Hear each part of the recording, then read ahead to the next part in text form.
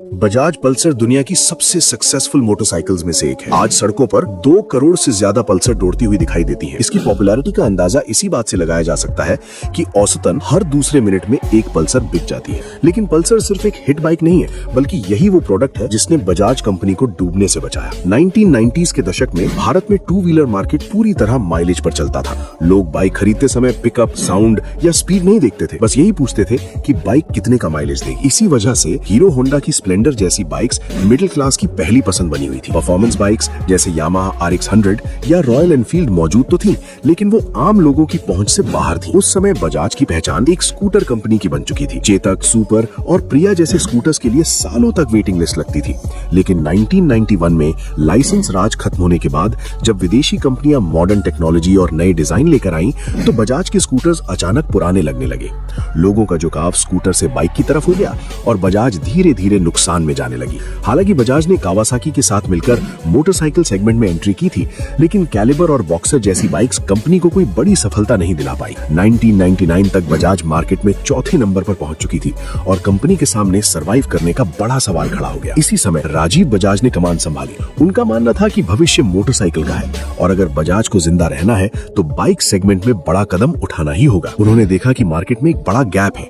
ऐसी बाइक की जरूरत थी जो पावरफुल हो, स्टाइलिश हो और मिडिल क्लास यूथ के बजट में भी फिट बैठे। इस सोच को हकीकत बनाने के लिए बजाज ने टोक्यो R&D और ब्रिटिश डिजाइनर ग्लेन कर के साथ काम किया।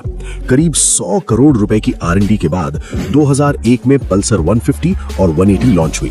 मस्कुलर टैंक, दमदार exhaust sound, front disc brake और इलेक्ट्रिक स्टार्ट जैसे फीचर्स ने युवाओं को पहली नजर में ही अपना फैन बना लिया। ओगिलवी की मार्केटिंग और डेफिनेटली मेल टैगलाइन ने पल्सर को इंडिया की पहली असली परफॉर्मेंस बाइक की पहचान दिला दी।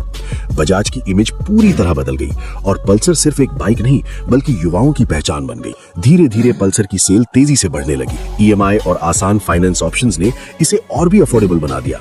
2010 तक बजाज हर महीने करीब 60,000 पल्सर्स बेच रहा था और पल्सर 150 अपने सेगमेंट में 43% मार्केट शेयर हासिल कर चुकी थी। TVS, अपाचे, यामाहा, FZ और होंडा जैसी कंपनियों ने पल्सर को टक्कर देने की कोशिश की, लेकिन बजाज ने हर बार नए मॉडल्स और बेहतर परफॉर्मेंस के साथ वापसी की। 135 LS, NS 200 और फिर NS 400 जैसी बाइक्स ने पल्सर की ताकत को और मजबूत किया।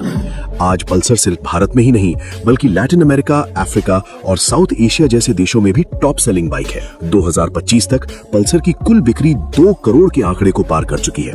पल्सर ने समय के साथ खुद को बदला जरूर, लेकिन उसकी अग्रेशन, पावर और कैरेक्टर आज भी वही है।